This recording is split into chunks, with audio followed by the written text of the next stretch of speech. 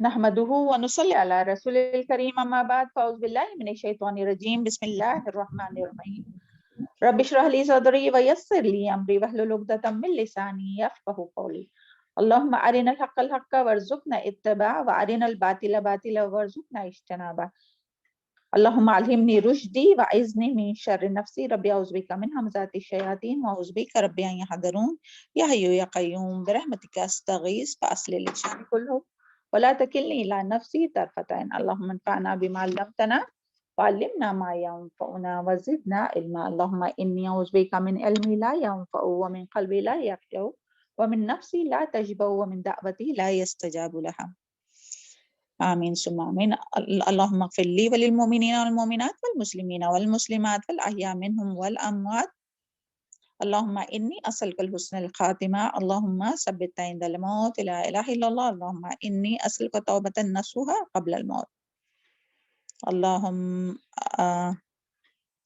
اللهم اشف مرضانا ومرضى المسلمين اللہ تعالیٰ ان تمام دعاؤں کو ہم سب کے حق میں سب کے اہل و عیال اور تمام دنیا کے مسلمانوں کے حق میں قبول فرمائے السلام علیکم ورحمۃ اللہ وبرکاتہ چلے الحمدللہ ثم الحمدللہ اللہ تعالیٰ نے آج ہم لوگوں کو پھر ایک دن دیا ہے پھر ایک موقع عطا فرمایا ہے اللہ تعالیٰ کی رضا کے کام کر کے اللہ تعالیٰ کو راضی کرنے کے لیے اور علم حاصل کر کے عمل کی نیت سے علم حاصل کرنے کے لیے اس مجلس میں جمع ہونے کا موقع عطا فرمائے اللہ تعالیٰ کا جتنا شکر ادا کیا جائے کم ہے اللہم اجعلنی صبورا وجعلنی شکورا وجعلنی فی عینی صغیرا وفی اعین الناس کبیرا اللہ تعالیٰ ہم لوگوں کو مرتے دم تک بہت زیادہ اللہ تعالیٰ کا شکر اور صبر کرنے کی توفیق عطا فرمائے چلے آج انشاءاللہ ہم لوگ سورہ حج کی آیت نمبر 14 سے 20 آیت نمبر 14 سے آیت نمبر 23 تک پہلے اس کی تلاوت سنتے ہیں پھر اور مزید اس کے بارے میں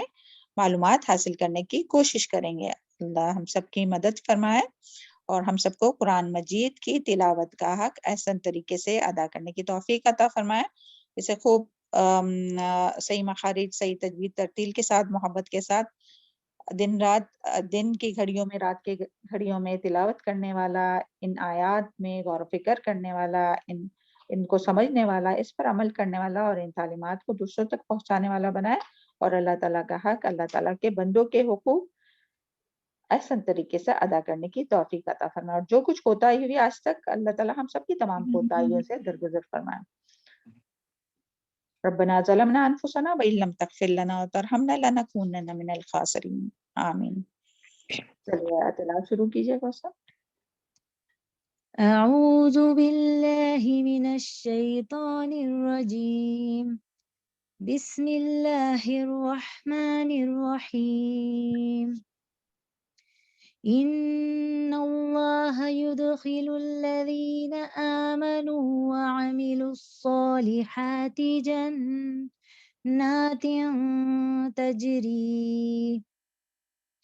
تجري من تحتها الأنهار إن الله يفعل ما يريد من كان يظن أن لن ينصره الله في الدنيا والآخرة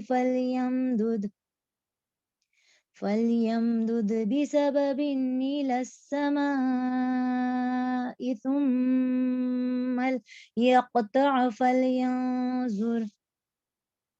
فلينظر هل يذهبن كيده ما يغيظ وكذلك أنزلناه آيات بينات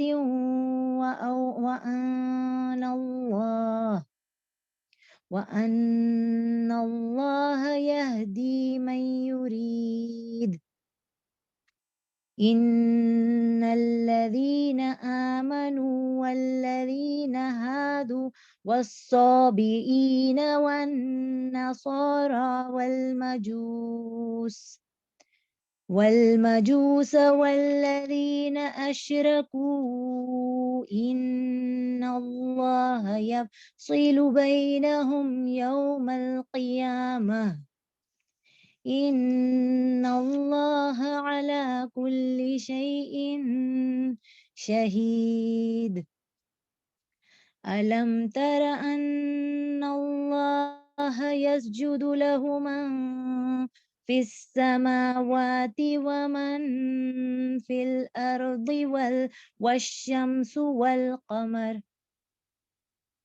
والشمس والقمر والنجوم والجبال والشجر والدواب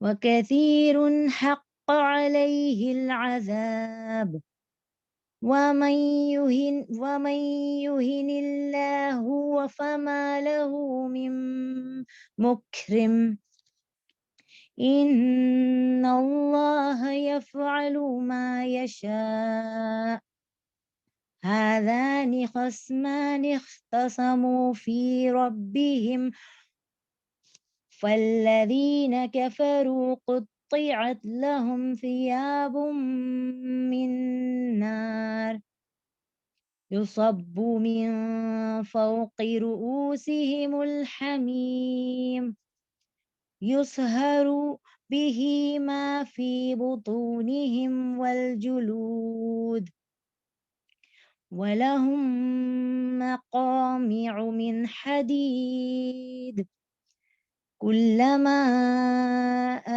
أرادوا أن يخرجوا منها من غم أعيدوا فيها وذوقوا عذاب الحريق إن الله يدخل الذين آمنوا وعملوا الصالحات جنات تجري من تحتها الأنهار يحلون فيها من أساور من ذهب ولؤلؤا ولباسهم فيها حرير صدق الله العظيم.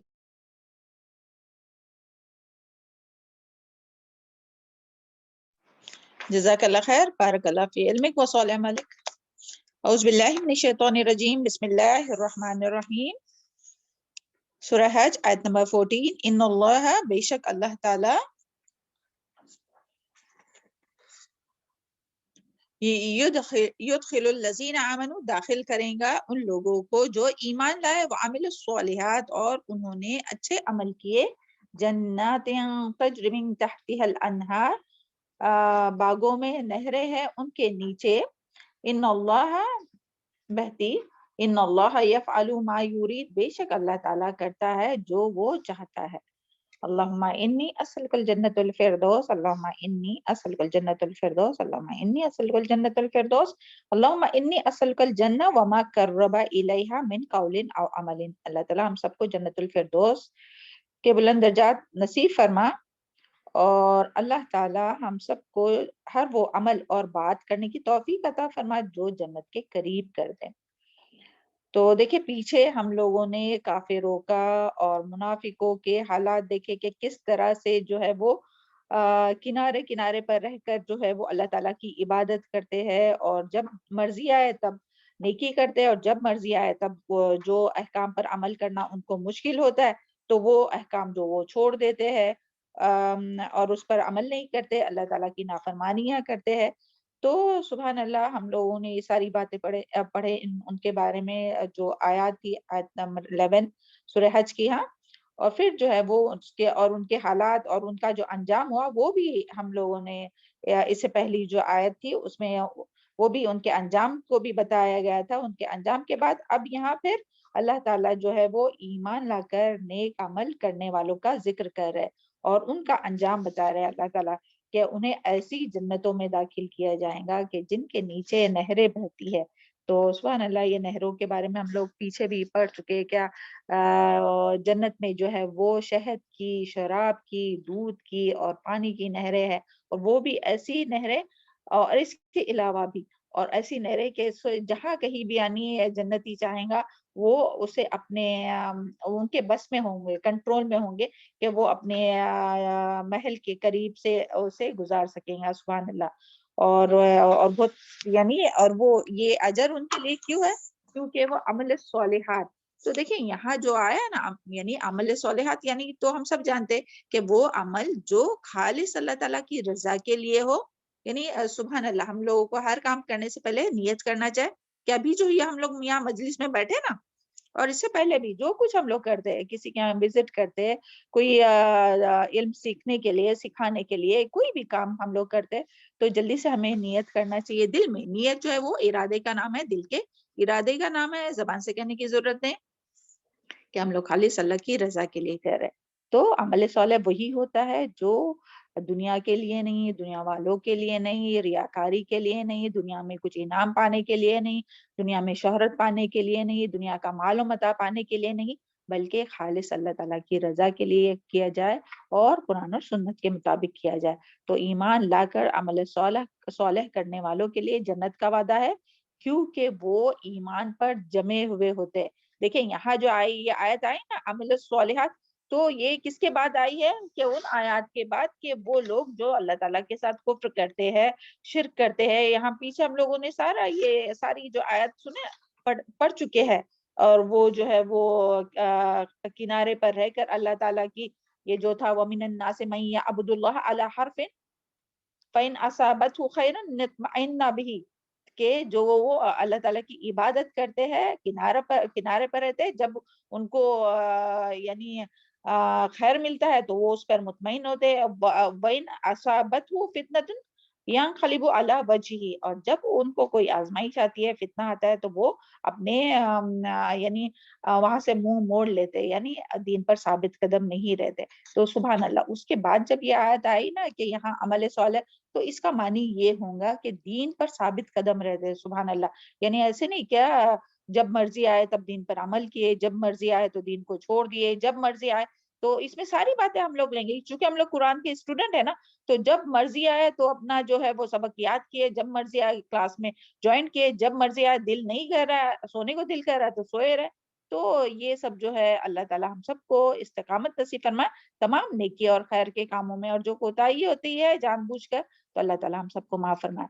تو یعنی اچھے حالات ہو یا برے حالات ہو، انہیں فائدہ مل رہا ہو یا ان کو نقصان ہو رہا ہے، اسلام پھیل رہا ہے، یعنی وہ ترقی ہو رہی ہے یا فلورش ہو رہا ہے، تو بھی وہ اس کا ساتھ دیتے ہیں اور دین پر ثابت قدم رہتے. اور چاہے تو انسان کو مشکل آئے، بیماری آئے، فکر و فاقہ آئے، صحت صحیح نہیں رہے، تب بھی وہ اس پر اور دین بدنام ہو رہا ہے تب بھی وہ دین پر قائم رہتے. ایسی نہیں کہ جہاں دیندار لوگ ہیں تو ان کے ساتھ تو وہ دینداری کی طرح رہتے، اور جہاں کوئی دوسری جگہ پر چلے جاتے جہاں کوئی ان کو دیکھنے والا نہیں رہتا، حالانکہ اللہ تعالیٰ تو ہر جگہ ہے، تو وہ ان کی طرح پہننا اوڑھنا کہ جیسا فرق ہی نہیں سمجھتے کہ بھائی مسلمان ہے کہ نان مسلم ہے.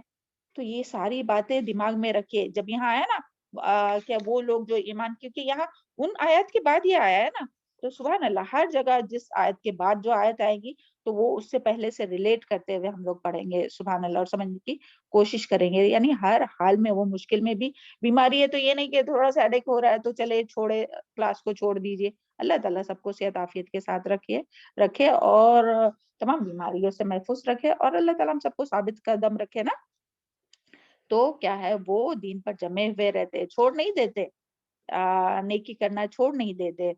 اور یعنی یہ کوئی شرعی عذر ہو تو الگ بات ہے، ورنہ وہ دین کو چھوڑتے نہیں ہیں، نیکی کے کام کو چھوڑتے نہیں ہیں، اللہ تعالیٰ کے احکامات پر عمل کرتے رہتے ہیں. تو ایسے ہی لوگوں کے لیے پھر کیا بات آئی ہے کہ ان کے لیے جنت ہے، اور ایسی جنت ہے، ایسے باغ ہے کہ جس سے نیچے نہریں بہتی ہے. اور ایمان لا کر ایمان کے دعوے کو سچا بھی کر کے دکھاتے ہیں، اور اپنے عمل کے ذریعے جو ہے وہ اپنے ایمان کا ثبوت دیتے ہیں. سبحان اللہ.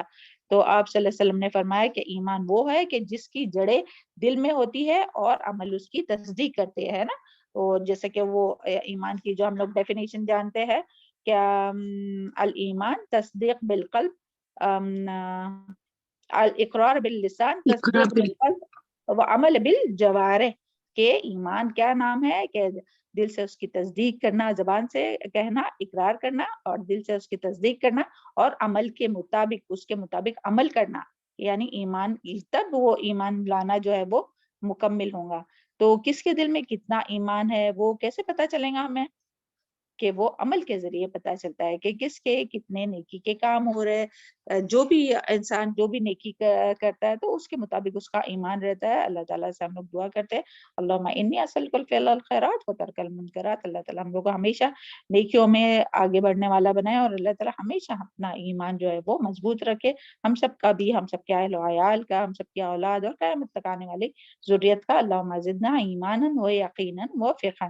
اور یہی اگر کوئی نافرمانی کی کام کرتا ہے انسان تو پھر ایمان جو ہے وہ گھٹ جاتا ہے، یا کوئی نیک عمل کر سکتا ہے اور پھر بھی وہ نہیں کر پاتا ہے تو پھر اس سے بھی ایمان جو ہے وہ گھٹ جاتا ہے۔ تو سبحان اللہ، اللہ تعالیٰ ہم لوگوں کو نیکیوں میں آگے بڑھنے والا بنائے۔ ان اللہ یفعل ما یرید، اور بے شک اللہ تعالیٰ جو چاہتا ہے کرتا ہے، اور اس کو ہاں اور اس کو کسی سے پوچھنے کی ضرورت نہیں، اجازت لینے کی ضرورت نہیں۔ تو یہاں یہی بات آئی ہے۔ تو سبحان اللہ، دیکھیں جو نیکی کے کام رہتے ہیں نا، یعنی جنت کے جو ہے ہم لوگ کیا دعا کرتے ہیں جنت میں جانے کے لیے؟ جنت کے بارے میں ہم لوگ بہت سی آیت وغیرہ سن چکے، ہم لوگ اچھی طرح سے جانتے ہیں۔ سبحان اللہ، دیکھیں جنت میں جانے کے لیے ہم لوگ کیا اللہ تعالیٰ سے دعا مانگتے ہیں؟ ابھی ہم لوگوں نے کون سی دعا مانگے؟ اللہم انی اسألک الجنت الفردوس، ہے نا، بلند درجے۔ اللہ تعالیٰ سے ہم لوگ، اور جب کوئی فوت بھی ہوتا ہے تو ہم لوگ کیا دعا کرتے ہیں؟ اللہ تعالیٰ نے جو ہے وہ جنت الفردوس کے بلند درجات عطا فرمائے۔ تو یہ جو بلند درجات ہے نا، تو اس پہ چڑھنے کے لیے مشقت ہے نا، محنت ہے، قوت، پوری کوشش۔ دیکھیں جب ہم لوگ کوئی بلندی پر چڑھتے ہیں، کوئی اپنے پہاڑ کوئی چڑھے ہوں گے، کوئی اسٹریٹس چڑھتا ہوگا، تو کتنی تھکان ہوتی ہے، مشقت لگتی ہے نا۔ تو یہ درجات اوپر چڑھنے کے لیے نا مشقت، بغیر مشقت کے کوئی سوچے گا کہ نہیں میں تو آرام آرام سے بھی رہوں گی، ہے، اپنی جان بھی بچا بچا کے رکھوں گی، وہ پھر وہ یاد کیجئے، تو بچا بچا کے نہ رکھ اسے، تیرا آئینہ ہے وہ آئینہ کہ کیا ہے وہ آگے کا نگاہ ہے کہ جتنا شکستہ ہو اتنا ہی آئینہ ساز کے نظروں میں وہ زیادہ اچھا لگتا ہے اس کو۔ اعوذ باللہ من الشیطان الرجیم۔ چلے انشاءاللہ، مگر یہ ہم لوگ حدیث سے بھی یہ بات پتہ چلتی ہے کہ جنت میں جانے والے جو اعمال رہتے ہیں نا، تو وہ مشقت طلب رہتے ہیں، اور انسان کو یعنی یہ بہت گرا بھی گزرتا ہے یہ ایسے اعمال کرنا، کیونکہ اس کے بارے میں دیکھیں حدیث بھی آتی ہے کہ حضرت ابو ہریرہ رضی اللہ عنہ سے روایت ہے کہ رسول اللہ صلی اللہ علیہ وسلم نے فرمایا، جب اللہ تعالیٰ نے جنت اور جہنم پیدا فرمائی تو جبرائیل علیہ السلام کو جنت کی طرف بھیجا، فرمایا جاؤ اور جنت کا نظارہ کرو، جو نعمتیں نظارہ کرو، اور جو نعمتیں میں نے جنتیوں کے لیے پیدا کی ہے انہیں دیکھو۔ جبرائیل علیہ السلام آئے اور جنت اور جنتیوں کے لیے پیدا کی گئی نعمتیں دیکھے پھر اللہ تعالیٰ کی خدمت میں حاضر ہوئے اور عرض کیا، تیری عزت کی قسم، کس نے کہا؟ جبرائیل علیہ السلام نے، تیری عزت کی قسم، جو بھی اس کے بارے میں سنے گا وہ ضرور اس میں داخل ہوگا۔ کس میں؟ جنت میں۔ جو بھی سنے گا وہ ضرور داخل ہوگا۔ ہم لوگ کیسے ابھی سنتے ہیں تو ہم لوگ دعا بھی کرتے ہیں نا، سبحان اللہ، کہ اللہ تعالیٰ ہم لوگ کو جنت میں جنت الفردوس کے بلند درجات عطا فرما۔ پھر اللہ تعالیٰ نے فرشتے کو حکم دیا کہ جنت کو مشکلات اور مصائب سے ڈھانپ دیا جائے۔ تب اللہ تعالیٰ نے جبرائیل علیہ السلام کو دوبارہ حکم دیا، پھر جنت اور جنتیوں کے لیے میں نے جو نعمتیں تیار کیے انہیں دیکھو۔ حضرت جبرائیل علیہ السلام گئے تو جنت مشکلات اور مصائب سے ڈھانپی ہوئی تھی، چنانچہ اللہ تعالیٰ کی بارگاہ میں حاضر ہوئے اور عرض کی کہ تیری عزت کی قسم، مجھے ڈر ہے کہ اس میں کوئی بھی داخل نہیں ہو سکے گا۔ یعنی جو یہ بلندی پر چڑھنا ہے نا، وہ بہت مشقت کا کام رہتا ہے، بہت قربانی دینی ہوتی ہے۔ پھر اللہ تعالیٰ نے حکم دیا کہ اب جہنم کی طرف جاؤ، اسے دیکھو، جو عذاب میں نے جہنمیوں کے لیے تیار کیا ہے، میں انہیں تیار کیے ہیں، انہیں دیکھو کہ میں کس طرح اس کا ایک حصہ دوسرے پر سوار ہے۔ حضرت جبرائیل علیہ السلام سب کچھ دیکھ کر واپس لوٹے تو عرض کی تیرے عزت کی قسم کوئی شخص ایسا نہیں ہوگا جو اس کے بارے میں سنے اور پھر اس میں داخل ہو، یعنی پھر کوئی اس میں داخل نہیں ہونا چاہے گا، کس میں؟ جہنم میں۔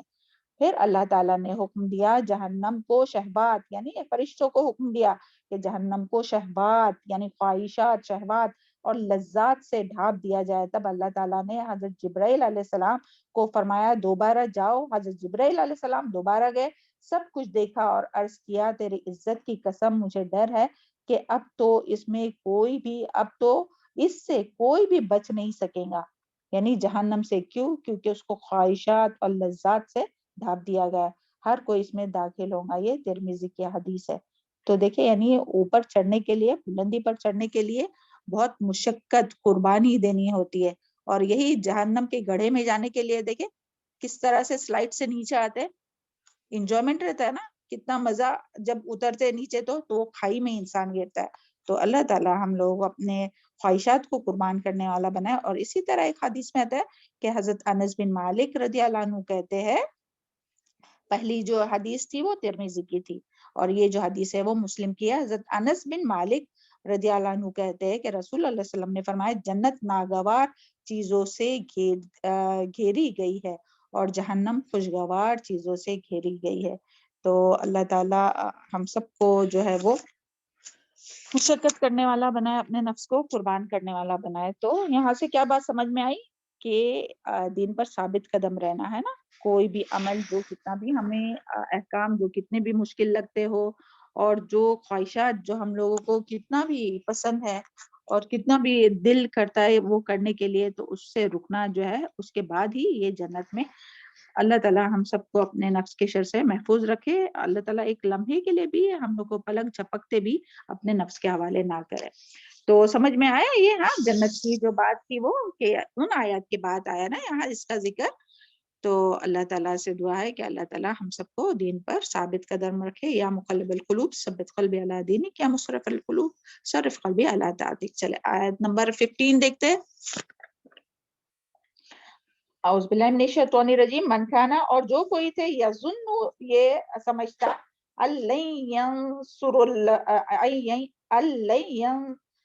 سر اللہ اللہ کہ ہرگز نہ مدد کرے گا اللہ اس کی پھر دنیا والآخرہ دنیا میں اور آخرت میں، فلیمدد بسبب پس چاہیے کہ وہ کھینچ لے ایک رسی الی السماء آسمان تک، ثم لیقطع پھر وہ چاہیے کہ وہ کاٹ ڈالے، فلینظر پھر چاہیے کہ دیکھے، هل یذهبن کہ لے جائے گا، کیا لے جاتا ہے، کیدہ ما یغیظ اس کا مکر جو ہے غصہ دلاتا۔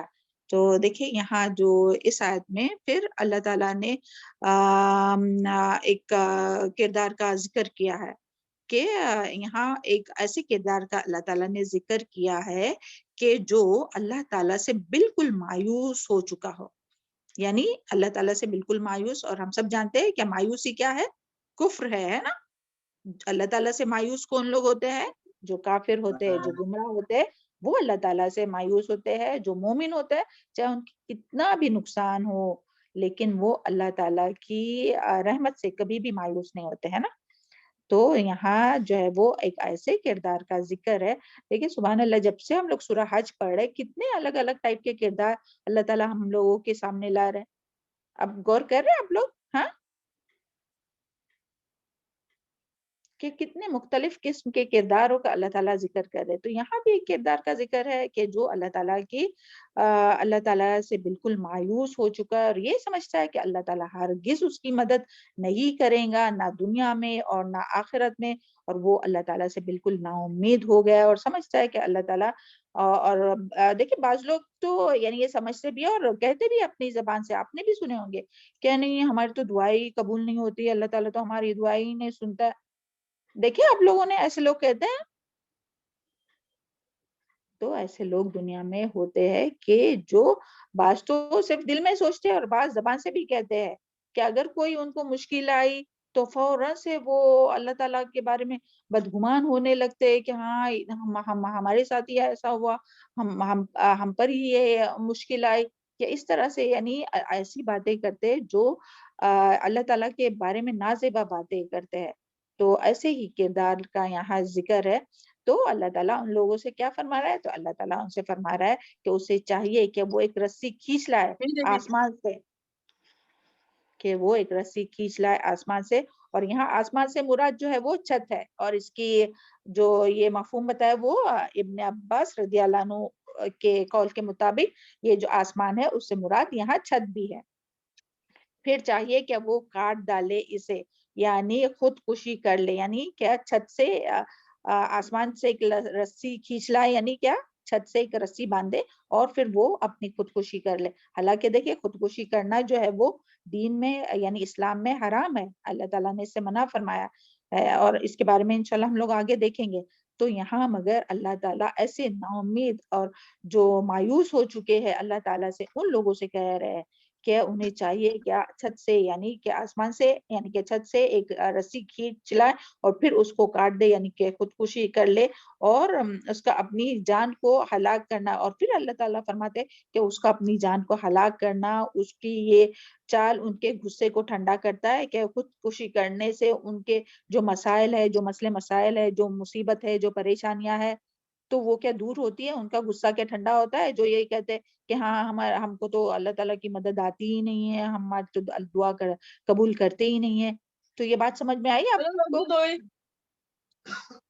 کو؟ یہ بات سمجھ میں آئی ہے کس طرح کے کردار کی بات ہو رہی ہے وہ، ہے نا؟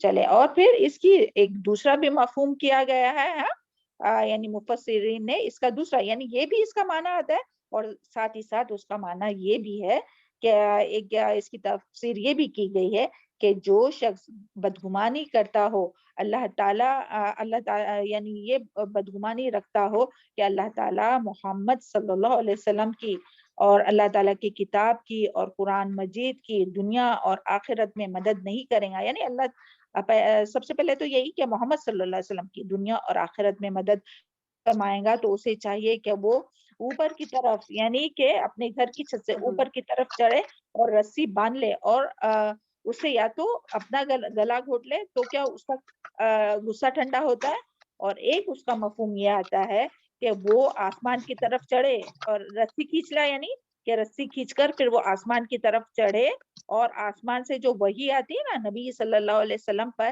تو وہ وحی کا ہی سلسلہ کاٹ دے. اگر وہ ایسا کر سکتا ہے تو کیا اس کی چال، اس کی یہ جو چال ہے وحی کا سلسلہ ہی بند کرنا، تو اس سے اس کا غصہ ٹھنڈا ہوتا ہے کہ اس کو اس سے کچھ دنیا میں فائدہ ہوتا ہے. تو یہ دونوں بھی مفہوم آتے ہیں. سمجھ میں آ گئے یہ دونوں مفہوم آپ کو اس آیت کے بارے میں؟ جی میم.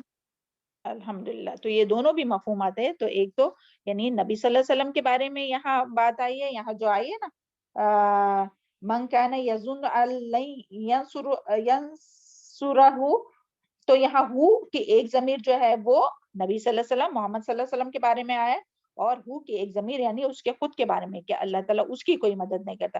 تو دنیا میں ایسے بہت سے لوگ ہم لوگ دیکھتے ہیں نا کہ اگر اس زمانے کی بات لی جائے تو یہ دوسرا والا جو مفہوم، اور آج جو ہم لوگ اگر بات کریں گے کہ جس کو بھی جب بھی کوئی مشکل آتی ہے، کوئی پریشانی دیکھیں، اور پھر وہ ایوب علیہ السلام کو یاد کیجئے کہ جب ان کو بیماری لگی، اللہ تعالیٰ سب کو صحت عافیت والی زندگی عطا فرمائے، تمام بیماریوں سے اور تمام آزمائشوں سے محفوظ رکھے. اللہ تعالیٰ سے دعا کرتے رہنا چاہیے، آزمائش مانگنا نہیں چاہیے. لیکن دیکھیں وہ ایوب علیہ السلام کا ذکر کہ 70 سال یعنی وہ عافیت کے ساتھ تھے، اور جب اس کے بعد میں جب بیمار ہوئے تو ان کی بیوی نے کہا کہ تم اپنے لیے دعا کرو عافیت کی. تو وہ کہنے کیا لگے کہ اللہ تعالیٰ نے مجھے 70 سال تک یعنی عافیت کے ساتھ رکھا، ہر چیز کی فراوانی تھی، صحت تھی، تندرستی تھی، مال و دولت سب کچھ تھا. تو اب جب اللہ تعالیٰ نے مجھے آزمایا تو یعنی انہوں نے اس پر صبر کیا، سبحان اللہ. اور پھر بعد میں وہ دعا مانگی تھی نا، اور وہ دعا میں بھی شکایت نہیں کی تھی. کون سی دعا مانگی تھی یاد ہے؟ ابھی ہم لوگوں کا ہوا، جلدی سے بتائیے.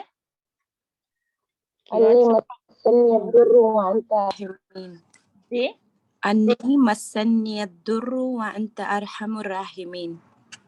تو دیکھیں دعا مانگی تھی تو سبحان اللہ اس میں نہ کوئی شکایت نہ کچھ، ہے نا، کہ بس مجھے تکلیف نے چھو لیا ہے اور تو ارحم الراحمین ہے.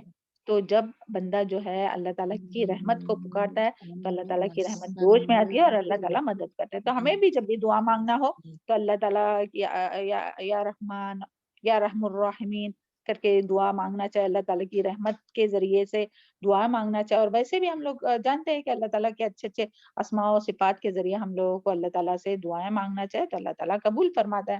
تو لیکن کبھی بھی اللہ تعالیٰ سے مایوس نہیں ہونا چاہیے, یہ نہیں کہنا چاہیے کہ نہیں ہماری تو دعا قبول ہی نہیں ہوتی, ہم تو اتنی دعا کرتے ہیں, اور شکوے شکایت نہیں کرنا چاہیے. تو اللہ تعالیٰ ہم سب کی صحیح رہنمائی فرمائے. اور دیکھیے اسلام میں جو ہے نا وہ یہاں یہ بات آئی ہے کیا اللہ تعالیٰ نے جو فرمایا نا کہ ہاں جا کے وہ رسی کھینچ لائے اور پھر یعنی کاٹ ڈالے, یعنی کہ خودکشی کرے. تو دیکھیے خودکشی کے بارے میں ہم سب جانتے ہیں کہ اسلام میں خودکشی کی اجازت نہیں ہے, اسلام میں خودکشی کی اجازت نہیں ہے, اور اللہ تعالیٰ نے خودکشی کو کیا کیا ہے, حرام قرار دیا ہے. اور اس کی دلیل سورہ النساء آیت نمبر 29 اور 30 میں آتے وَلَا تَقْتُلُوا أَنفُسَكُمْ, ہاں ترجمہ ہے اور تم اپنے آپ کو قتل نہ کرو, بلا شبہ اللہ تعالیٰ تم پر بہت مہربان ہے. اور جو سختی اور جو شخص ازرہ ظلم و زیادتی ایسا کریں گا تو اسے ہم جہنم میں جھونک دیں گے.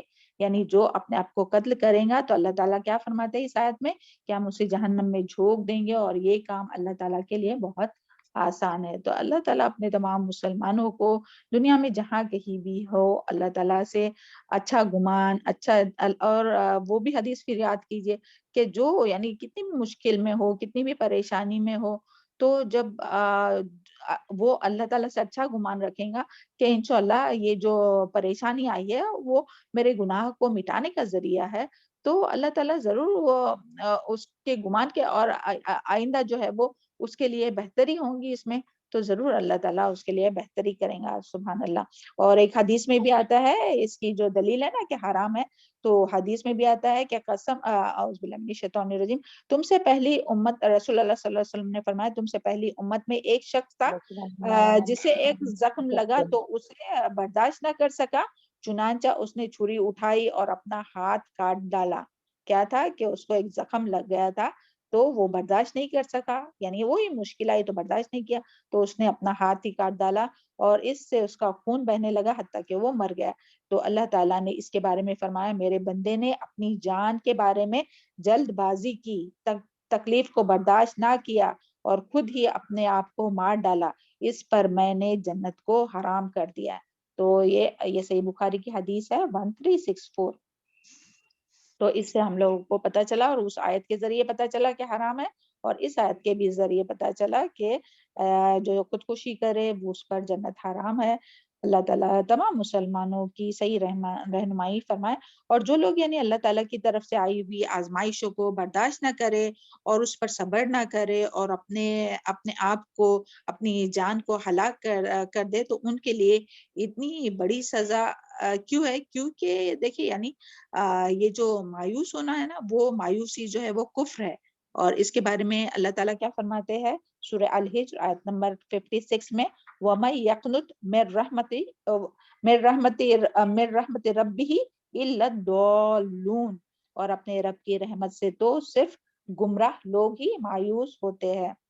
اور دنیا کی مشکلات سے نجات پانے کے لیے خودکشی کرنے والے کئی بڑے عذاب میں مبتلا ہوتے ہیں. یعنی وہ سمجھتے کہ چلو اگر کوئی مشکل آئی, مصیبت آئی ہے تو خودکشی کر لے تو تاکہ اس سے نجات ملے, مگر اس کے ذریعے یعنی خودکشی کے ذریعے نجات تو نہیں بلکہ بڑے عذاب میں وہ مبتلا ہوتے ہیں. اور یعنی ہم سب جانتے ہیں کہ جو شخص یعنی جس طرح سے بھی اپنی جان دے نا, چاہے اونچائی سے اگر کوئی گر کر مرتا ہے تو وہ جو ہے وہ ہمیشہ یہی کرتا رہے گا کہ جہنم کے آگ میں اوپر سے نیچے کودتا رہے گا.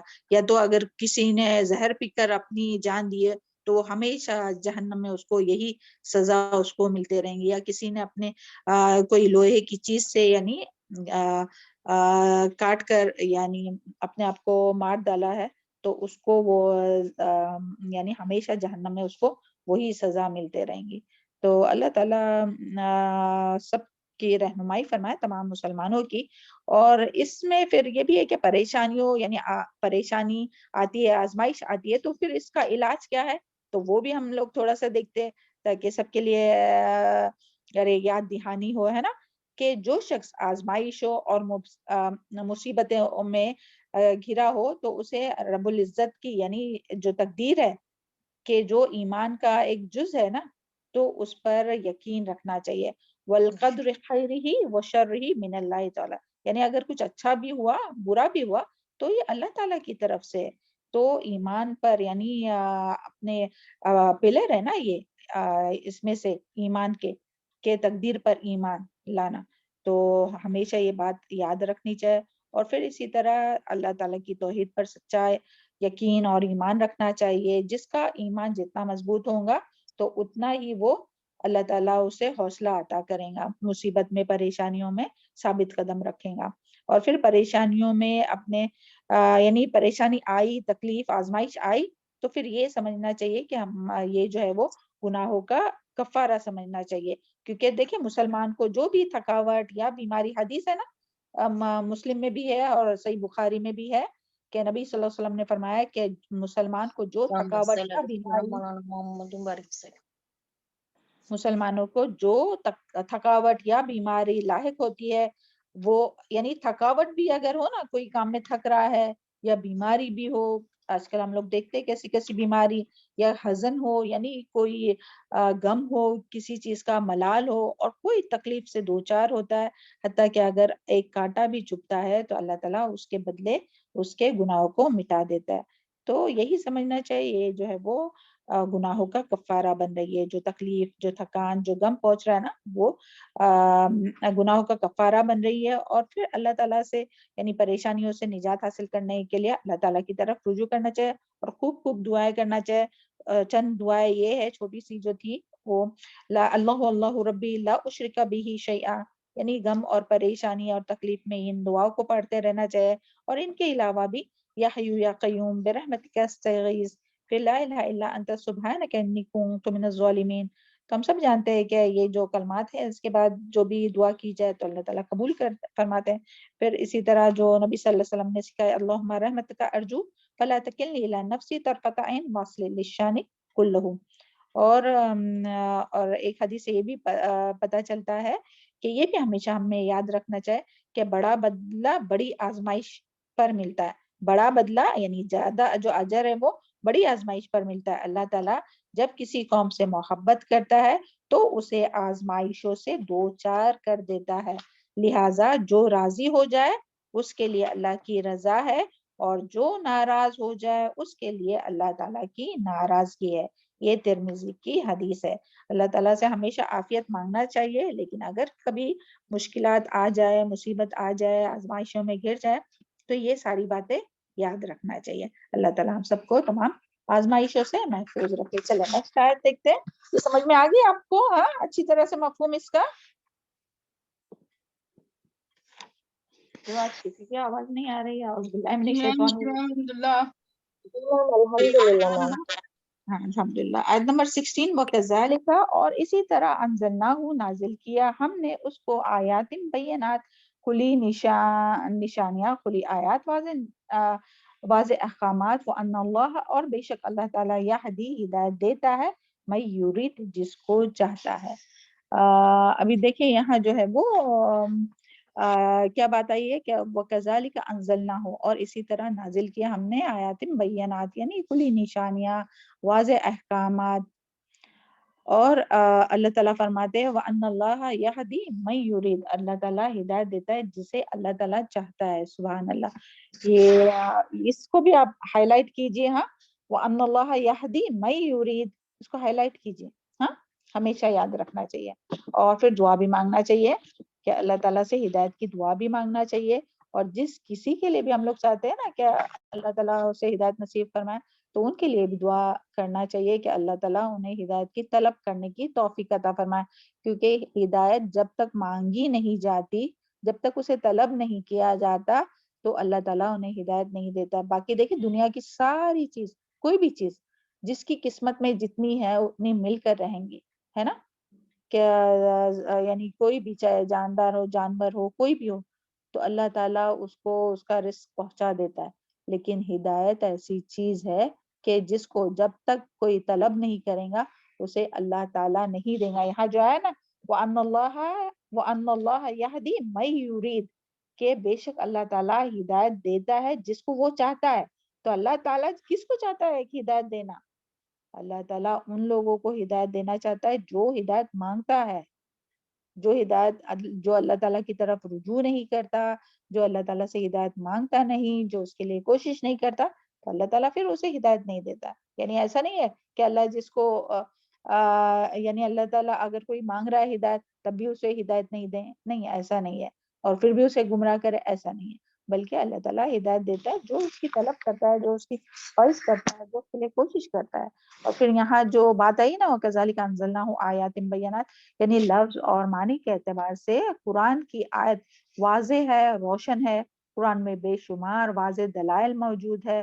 پھر بھی ان دلائل سے ہر شخص کو ہدایت نصیب نہیں ہوتی، بلکہ اسے ہی نصیب ہوتی ہے جس کے متعلق اللہ تعالیٰ کی مشیت ہو، کہ اللہ جس کے لیے چاہے اسے یہ نصیب ہوتی ہے. اور ہدایت اللہ تعالیٰ اسے ہی دیتا ہے جو خود اللہ تعالیٰ کی طرف رجوع کرے، خود اللہ تعالیٰ سے ہدایت طلب کرے، اور جو ضد اور حد درمی میں اور تکبر میں رہتے ہیں اور نافرمانی میں رہتے ہیں تو اللہ تعالیٰ ایسے لوگوں کو ہدایت نہیں دیتے. جو اللہ کی طرف رجوع نہیں کرتے اللہ تعالیٰ ایسے لوگوں کو ہدایت نہیں دیتے. اور یہ اللہ تعالیٰ کا قانون ہے.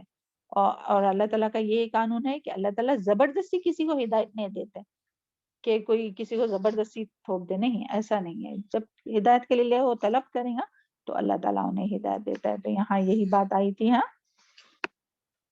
چلا نیکسٹ آیت دیکھتے ہیں. اعوذ باللہ من الشیطان الرجیم ان الذین آمنوا والذین ہادوا اور بے شک وہ لوگ جو ایمان لائے، والذین ہادوا اور جو یہودی ہو گئے. دیکھیں یہودی ہو گئے یعنی وہ یہودی تھے نہیں مگر انہوں نے اپنے آپ کو یہودی بنایا نا، یہودی ہو گئے. بس صابئین اور جو صابئین ہے، والنصارى اور جو نصارہ ہے، والمجوس اور جو مجوسی ہے، والذین اشرکوا اور وہ لوگ جنہوں نے شرک کیا. ان اللہ بے شک اللہ تعالی یفصل بینہم فیصلہ کریں گا ان کے درمیان یوم القیامہ قیامت کے دن.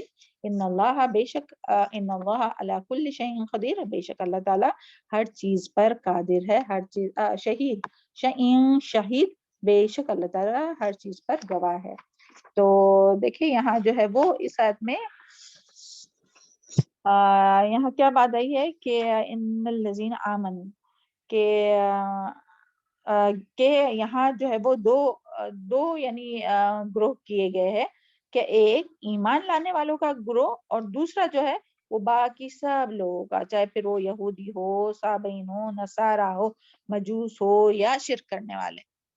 تو ان سب کے درمیان جو ہے وہ اللہ تعالیٰ ان اللہ یفصل بینہم اللہ تعالیٰ فیصلہ کرے گا یوم القیامت قیامت کے دن.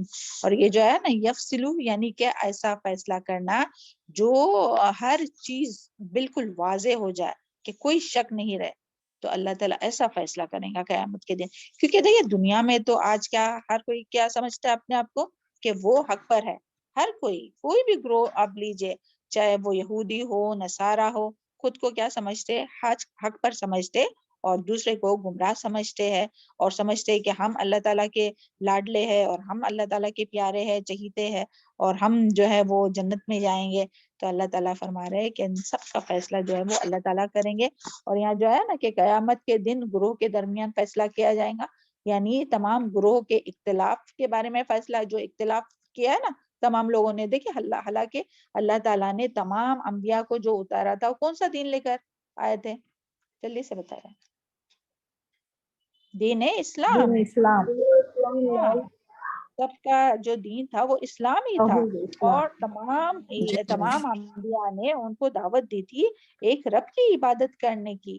لیکن بعد میں انہوں نے اپنے آپ کو یہودی بنایا، صابئین بنایا اور یہ سب کیا اور شرک کرنے لگے. یعنی مشرکین مکہ اور اس کے علاوہ بھی جو بھی شرک کرتے.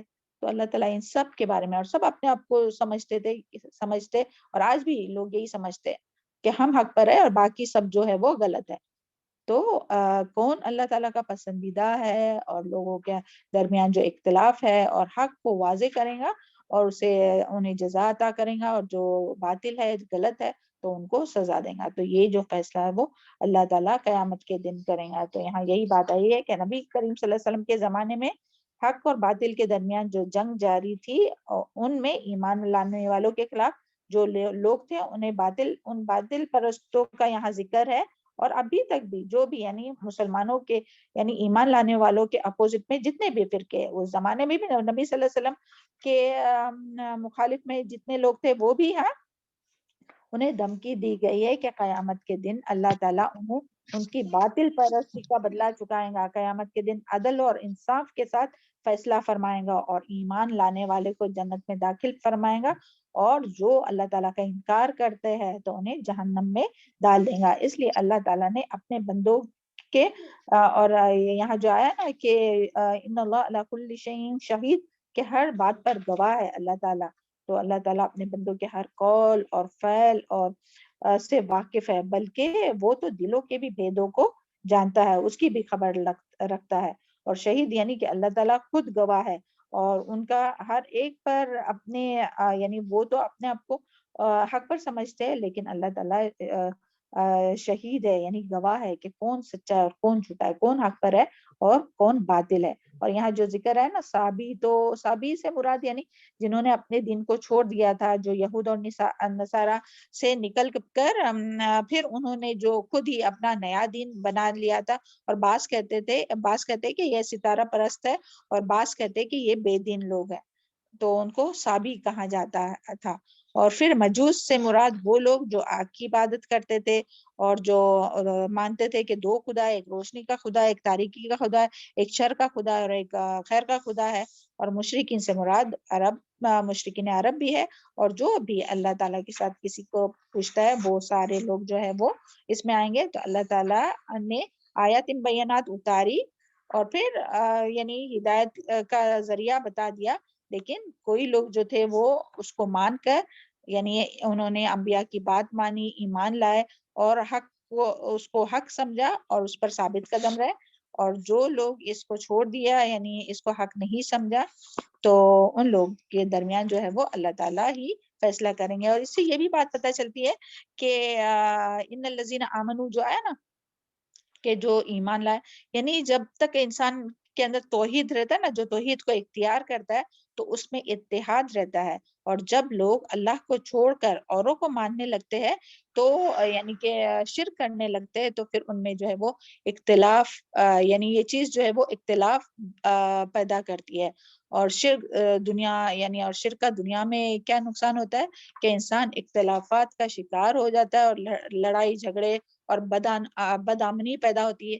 اور آج یہی وجہ ہے کہ آج دنیا میں جو اتنی بدامنی جو ہے نا، وہ کیونکہ ہر طرف دیکھیں شرک کا ہی بازار گرم ہے، چاہے وہ نان مسلم ہو چاہے پھر وہ اپنے مسلمان ہو.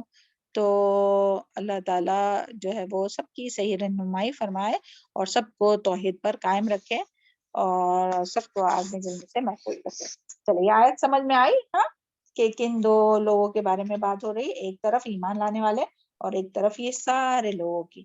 پھر آگے دیکھیں، اور وہ جو ہے وہ اللہ تعالیٰ کو چھوڑ کے یعنی جو ایمان نہیں لاتے نا تو وہ اللہ تعالیٰ کو چھوڑ کر دوسرے لوگوں کی عبادت کرتے ہیں، اللہ کے علاوہ جتنے ہیں نا ان کی، چاہے پھر وہ یہودی ہو، صابئین ہو، نصارہ ہو، مجوس ہو، شرک کرنے والے جو ہے تو تمام لوگ.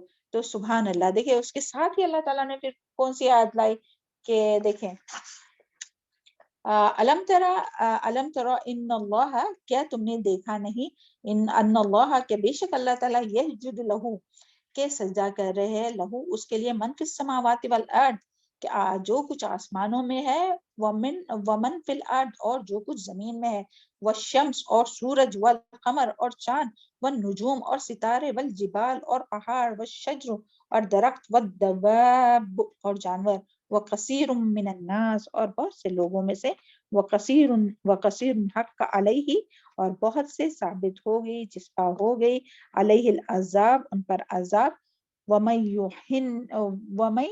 یہن اللہ جس کو رسوا کر دے اللہ، فما لہ تو نہیں اس کے لیے من مکرم کوئی عزت دینے والا، ان اللہ بے شک اللہ تعالیٰ یفعل کرتا ہے ما یشاء جو چاہتا ہے. سبحان اللہ، دیکھیں کتنی پیاری آیت ہے کہ یہاں ان تمام لوگوں کا ذکر کیا گیا اس سے پہلی آیت میں جو ابھی ہم لوگوں نے دیکھے کہ جو اللہ تعالیٰ کے ساتھ شریک کرتے ہیں، چاہے پھر وہ یہودی ہو، صابئین ہو، نصارہ ہو، مجوس ہو، یا کوئی بھی شرک کرنے والے. اور پھر یہاں اللہ تعالیٰ فرما رہے کہ تم تو اللہ تعالیٰ کے ساتھ شریک کرتے ہو، دوسروں کو خدا مانتے ہو، دوسروں کے آگے سجدہ کرتے ہو، چاہے وہ کوئی چیز ہو، شجر ہو، درخت ہو، پہاڑ ہو، سورج ہو، چاند ہو. تو یہ دیکھیے یہ تو ساری مخلوق ہے، اور یہ ساری مخلوق جو ہے وہ اللہ تعالیٰ کی عبادت کرتے ہیں، وہ اللہ تعالیٰ کے لیے سجدے کرتے ہیں. علم ترا کہ اللہ تعالیٰ فرما رہے کہ کیا تم نے دیکھا نہیں کہ جو کچھ آسمانوں میں ہے، آسمانوں میں کیا کچھ ہے، سبحان اللہ، فرشتے ہے، چاند، سورج، جو بھی ستارے سیارے، وہ من فی الارض، اور زمین میں کیا کچھ ہے. اور پھر الگ سے قمر اور نجوم اور سب کا ذکر ہے، سبحان اللہ. تو شمس، قمر، نجوم، چاند، سورج، چاند، ستارے، والجبال، اور زمین پہ جو کچھ ہے، پہاڑ اور درخت اور جانور اور بہت سے لوگ، تو وہ سب کے سب جو ہے وہ اللہ تعالیٰ کو سجدہ کرتے ہیں، سبحان اللہ. اور یہاں جو سجدہ کا معنی ہے نا، تو یہ دو مطلب میں آتا ہے. سجدہ یعنی عبادت کرنا، اللہ تعالیٰ کی عبادت کرنا اور اطاعت کرنا. تو دیکھیں سبحان اللہ، یعنی اللہ تعالیٰ نے جتنی بھی چیزیں بنائی ہیں نا کائنات کی، چاہے پھر وہ سورج ہو، چاند ہو، ستارے ہو، فرشتے ہو، جانور ہو، کوئی بھی چیز، پہاڑ ہو، تو اللہ تعالیٰ نے جو ان کو کرنے کا حکم دیا گیا نا، وہ وہی کرتے رہتے، وہ اپنی منمانی نہیں کرتے، مکمل اطاعت کرتے. تو یہاں یہ بھی مراد ہے سجدے سے، اور ایک جو سجدہ ہے عبادت کا سجدہ، تو وہ بھی ہے مراد، اس کی بھی دلیل ہم لوگوں کو قرآن سے ملتی ہے، سبحان اللہ. تو یہ دونوں طرح کے جو ہے وہ سجدے کرتے ہیں. یعنی ان تمام باطل ادیان، یعنی کہ دین کی جمع ہے، کہ جو شرک کرتے ہیں، اللہ تعالیٰ کے ساتھ دوسروں کو شریک کرتے ہیں، ان کا ذکر کرنے کے بعد اللہ تعالیٰ کی عظمت اور اس کی ربوبیت اور اس کی وحدانیت یعنی توحید کے بارے میں بیان کیا جا رہا ہے کہ آسمان میں جتنے فرشتے، زمین میں جتنے جو بھی ہے، چوپائے، جنات، انسان، سورج، چاند، درخت، ہر چیز جو ہے وہ انسان اور جو ہے وہ خالق اور مالک کے سامنے سر تسلیم خم کرتے ہیں اور اللہ تعالیٰ کو ہی سجدہ کرتے ہیں. اور اس کے بارے میں سورہ نحل آیت نمبر 48 آتا ہے، اولم یرو الی ما خلق اللہ من شیء لیتفیع ظلالہ عن الیمین وشمال سجدا. کیا اعوذ باللہ من الشیطان الرجیم، کیا وہ لوگ اللہ تعالیٰ کی پیدا کی ہوئی چیزوں کو نہیں دیکھتے کہ جن کے سائے دائیں اور بائیں جھکے ہوئے، یعنی اللہ تعالیٰ کو سجدے کر رہے ہیں، سبحان اللہ. اور پھر اسی طرح کائنات کی ہر چیز ہم جانتے ہیں نا کہ یعنی کائنات کی ہر چیز جو ہے وہ اللہ تعالیٰ کو سجدہ کر رہی ہے اور وہ تسبیح کر رہی ہے. اور اس کا بھی ذکر سورہ بنی اسرائیل میں ہم لوگ پڑھ چکے ہیں، آیت نمبر 44 میں، وَإِن مِّن شَيْءٍ إِلَّا يُسَبِّحُ بِحَمْدِهِ، کہ ہر چیز جو ہے وہ اللہ تعالیٰ کی تسبیح کرتے رہتی ہے، سبحان اللہ. اللہ تعالیٰ ہم لوگوں کو بھی اللہ تعالیٰ کی مکمل اطاعت کرنے والوں میں، اللہ تعالیٰ کے سامنے سر تسلیم خم کرنے والوں میں اور سجدہ کرنے والوں میں شامل کر دے نا. تو سجدہ کرتے ہیں، اور یعنی جو بھی ان سے کہا گیا، جو بھی ان کو حکم دیا گیا اس کے مطابق، وہ اس کے اپنی مرضی نہیں کرتے کہ سورج یہ کہ نہیں میں تو آج نہیں نکلوں گا، کہ نہیں، کوئی بھی یعنی کوئی بھی چیز ہے، ہر کائنات کی ہر چیز جو ہے وہ مسلسل اللہ تعالیٰ کی اطاعت میں لگی ہوئی ہے. تو اللہ تعالیٰ ہم سب کو یہ سب بات بتا کر یعنی ہمیں بھی کہا جا رہا ہے کہ اور انسانوں میں بھی کچھ ہے کہ جو اللہ تعالیٰ کے لیے سجدے کرتے ہیں اور کچھ جو ہے وہ نہیں کرتے. اور یہاں چاند اور سورج اور چاند اور ستاروں کا خاص کر کے بھی ذکر آیا، کیونکہ دیکھیے شرک کرنے والے جو تھے نا وہ اللہ تعالیٰ کے سوا ان کو پوجا کرتے تھے، یعنی اللہ تعالیٰ کی عبادت کرنے کے بجائے وہ اللہ تعالیٰ کی جو مخلوق ہے نا تو ان کو سجدہ کرتے تھے، جیسے سورج چاند کو جو عبادت کرتے ہیں یا ستاروں کو. تو یہاں اسی لیے کہا جا رہا ہے کہ اللہ تعالیٰ ہی کے، جبکہ وہ جو چیزیں نا یہ چاند سورج ستارے تو وہ بھی اللہ تعالیٰ کی عبادت کرتے ہیں اور اللہ تعالیٰ کی سامنے سجدہ کرتے ہیں. اور تو اسی اور پھر اس کے ریفرنس میں اس کی یعنی یہ جو سجدہ کرتے ہیں نا اس کے ریفرنس میں سورہ حامیم سجدہ میں بھی آیت نمبر 37 آتا ہے، لا تسجدوا للشمس بل ولا للقمر واسجدوا للہ الذی خلقہن، اللہ تعالیٰ فرماتے ہیں کہ تم لوگ نہ سورج کو سجدہ کرو نہ چاند کو، بلکہ اللہ ہی کو سجدہ کرو جس نے ان چیزوں کو پیدا کیا۔ اور سورج جو ہے وہ چاند اللہ تعالیٰ کے سامنے سجدہ ریز ہو جاتا ہے، تو اس کی دلیل ہم لوگوں کو اس حدیث سے بھی ملتی ہے۔ رسول اللہ صلی اللہ علیہ وسلم نے فرمایا، اے ابو ذر، کیا تم جانتے ہو کہ یہ سورج کہاں جاتا ہے؟ میں نے کہا، اللہ اور اس کے رسول زیادہ جانتے ہیں۔ آپ صلی اللہ علیہ وسلم نے فرمایا، یہ جاتا ہے اور عرش کے نیچے سجدہ کرتا ہے، پھر اللہ تعالیٰ سے اجازت طلب کرتا ہے، اور قریب ہے کہ ایک دن اس سے کہا جائے کہ جہاں سے آیا وہاں سے لوٹ جا، یعنی مغرب سے، مغرب کی سے پھر وہ طلوع ہوگا۔ یہ جو ہے وہ صحیح مسلم کی حدیث ہے۔ تو سبحان اللہ، دیکھیں کیا ان آیات کو پڑھ کر اور اس حدیث کو پڑھ کر کیا بات سمجھ میں آئی، کہ کیا بات سمجھ میں آئی، آپ بتائیے۔ چیز اللہ کی اطاعت میں لگی ہوئی ہے میڈم، اللہ کی اطاعت میں لگی ہوئی ہے۔ ہر چیز اللہ کی عبادت، جی ہر جو ہے وہ اللہ تعالیٰ کی اطاعت اور اور ہر جو چیز کو کوئی لوٹ بھی کر اللہ ہی کے تسبیح پاس کرتا ہے، جانا کوئی ہے۔ سجدہ کرتا ہے، اللہ کی دعا تسبیح کرتا ہے۔ جی بالکل صحیح، بارک اللہ فی علمک و صالح عملک۔ تو سورج زمین جو ہے وہ دیکھیں، سورج جو ہے وہ کئی لاکھوں گنا جو ہے وہ زمین سے بڑا ہے، اور اس میں ہم نے یہ چھوٹے سے انسان ناقص کے جس کی کچھ یہی نے، تو سبحان اللہ وہ سورج جو اتنا بڑا ہے، جو زمینوں سے بھی لاکھوں گنا جو ہے وہ بڑا ہے، تو وہ بھی اللہ تعالیٰ کے عرش کے نیچے جا کر جو ہے وہ سجدہ کرتا ہے، اور اللہ تعالیٰ کی اجازت سے ہی وہ پھر سے طلوع ہوتا ہے، اللہ تعالیٰ کی حکم کی پیروی کرتا ہے، سبحان اللہ۔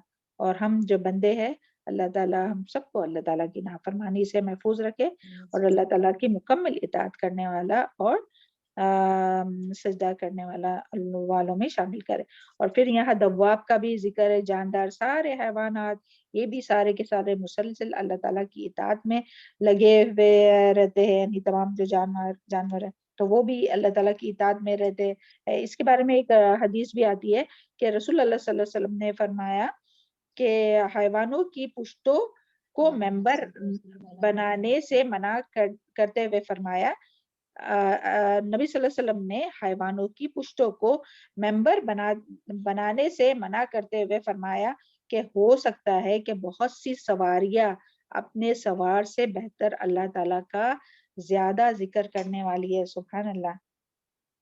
دیکھیں یہ حدیث سمجھ میں آئی کچھ بات، مسند احمد کی حدیث ہے، یعنی جو اس پر سوار ہوتا ہے نا، اس سے وہ جو سوار ہوتا ہے اس سے زیادہ جو جانور ہوتا ہے نا وہ زیادہ ذکر کرتا ہے، سبحان اللہ۔ تو دیکھیں اللہ تعالیٰ ہم لوگوں کو توفیق عطا فرمائے کہ ہم لوگ بھی اللہ تعالیٰ کا ذکر ہر وقت کرتے رہے، ہے نا، اور اللہ تعالیٰ کی مکمل اطاعت کرتے رہے۔ آمین۔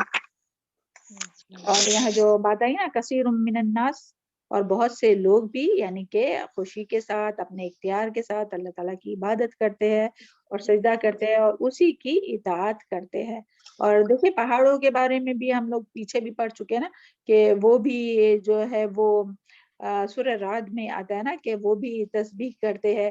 اور پھر پہاڑ، اس کی تفسیر میں بھی ہم لوگ پہلے بھی سن چکے کہ پہاڑ پر جب کوئی جاتا ہے نا تو وہ ایک دوسرے سے بات بھی کرتے ہیں اور کہتے ہیں کہ کوئی اللہ کا ذکر کرنے والا کا گزر ہوا تمہارے اوپر سے، اور جب کوئی اللہ کا ذکر کرنے والا ان پہاڑوں پر سے گزرتا ہے تو وہ بہت خوش ہوتے ہیں کہ اللہ کا ذکر کرنے والا ہم پر سے کوئی کھڑا ہے۔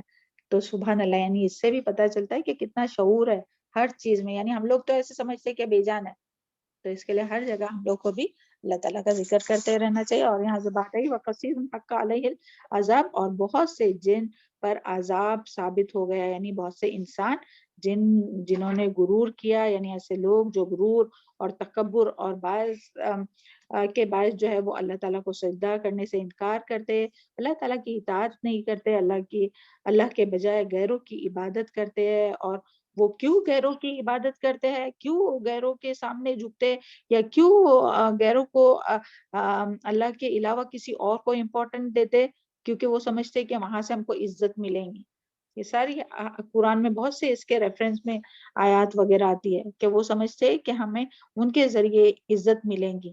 تو اللہ تعالیٰ دیکھیے آگے کیا فرماتے ہیں، میں یوہن اللہ، کہ جس کو رسوا کر دے اللہ تو نہیں اس کے لیے کوئی عزت، یعنی وہ اللہ کے علاوہ کوئی اور چیز سے عزت، یعنی دیکھیں کوئی بھی حکم پر کوئی عمل نہیں کرتا. اللہ تعالیٰ ہم سب کی توفیق عطا فرما، ہم سب کو استقامت نصیب فرما. کہ ہم لوگ کہ انسان کیا سمجھتا ہے کہ نہیں پھر لوگ سمجھیں گے کہ کیا یہ بیکورڈ ہے، یا لوگ بولیں گے کہ کیا یہ تو ایسی ہے. یعنی لوگوں کی نظروں میں اونچا بننے کے لیے اللہ تعالیٰ کے احکامات کی نافرمانی کرتے ہیں. تو اللہ تعالیٰ یہاں فرماتے ہیں کہ وہ ان سے عزت چاہتے ہیں، حالانکہ عزت دینے والا کون ہے؟ اللہ تعالیٰ کی ذات. ان العزت للہ جمیعا، ساری کے ساری جو عزت ہے نا وہ اللہ تعالیٰ کی ہے، اور اللہ تعالیٰ ہی عزت دینے والا ہے اور ذلیل کرنے والا ہے لوگوں کو. اور یہ جو سجدے کے بارے میں ہم لوگ جو پڑھ چکے نا، تو سبحان اللہ، یعنی سجدہ جو ہے وہ سجدے، اس آیت کے ذریعے ہم لوگوں کو سجدے کی امپورٹنٹ کا بھی پتہ چلا. یعنی سجدہ جو ہے وہ عبادت کا سب سے، یعنی عبادت کا اظہار کس سے ہوتا ہے؟ سجدے سے ہوتا ہے. کہ دیکھیں سب سے پہلے جب اللہ تعالیٰ نے ابلیس کو یعنی فرشتوں کو حکم دیا تھا تو کس نے سجدہ نہیں کیا تھا؟ ابلیس نے سجدہ نہیں کیا تھا نا. ابلیس تو نے. وہ سب سے پہلا یعنی عبادت کا اظہار ہی جو ہے وہ کیا ہے؟ سجدے سے پتہ چلتا ہے.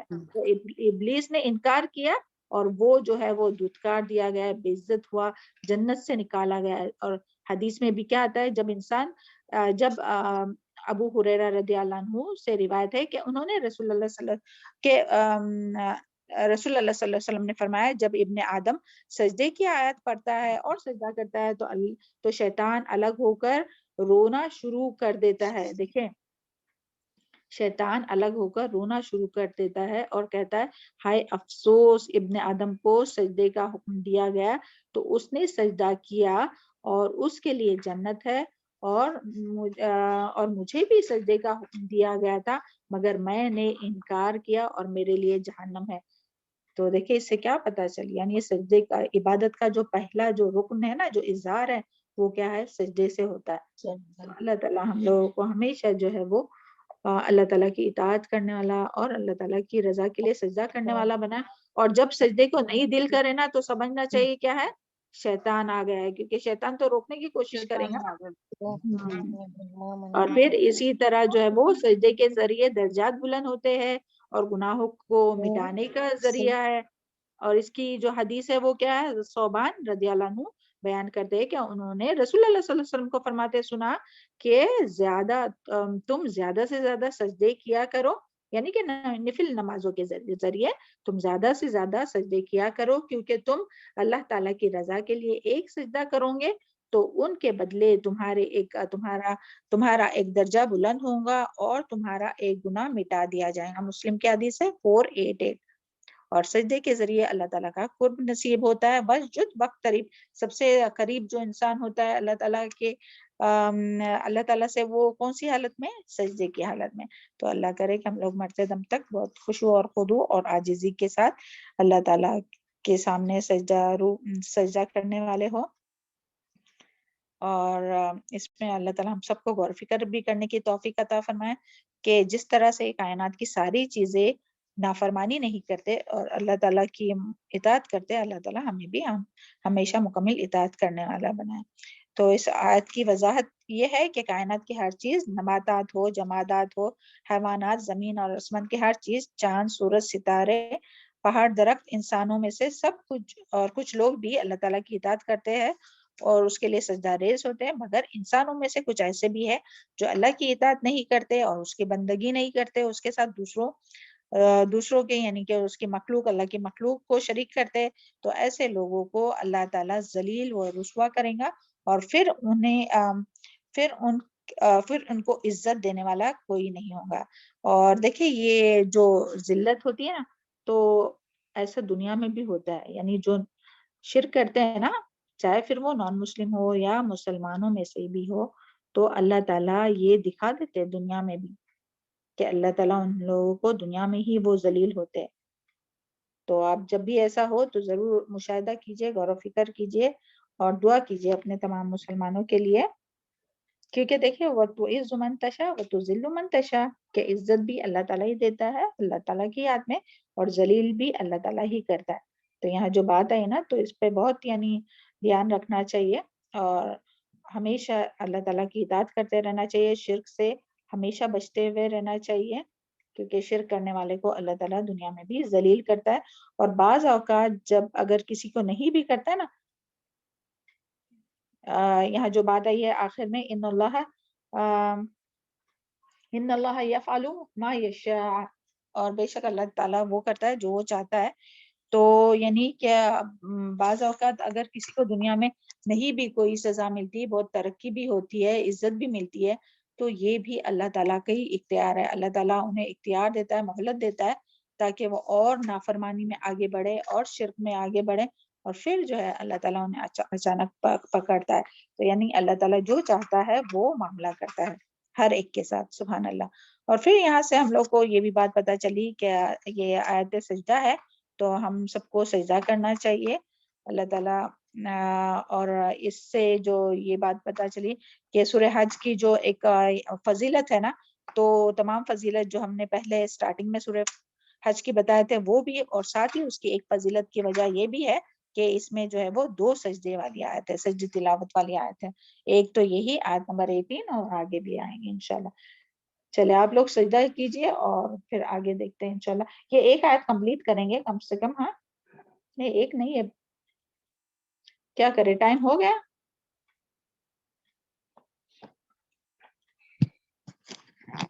جی میم ٹائم تو ہو گیا ہے. چلے پھر یہاں تک ہی رکھتے ہیں. 22 جی میم تک دعا کر لیں. جی جی جی جی چلے. اور پھر اس کے بعد جب دعا ہو جائیں گی نا تو اس کے بعد پہلے آپ لوگ سجدہ کیجئے، اس کے بعد میں پھر گروپ ہوگا انشاءاللہ. ہاں کیونکہ پھر بعد میں کبھی بھول بھی جاتے ہیں نا. چلے میم سبحان اللہ. یہ سجدہ جب ہم پڑھیں گے تب سجدہ کرنا ہے یا ایک ہی دفعہ کر سکتے ہیں؟ نہیں جب دیکھیں نا ابھی قرآن میں جو آیت ہم لوگ پڑھ رہے تو سبحان اللہ دیکھیں کتنی اچھی آیت ہے کہ ان اللہ، یہ جو ساری سجدے کی آیت پڑھے تو انسان کو اسی وقت جھکنا چاہیے. ایکچولی سجدہ کیا ہے؟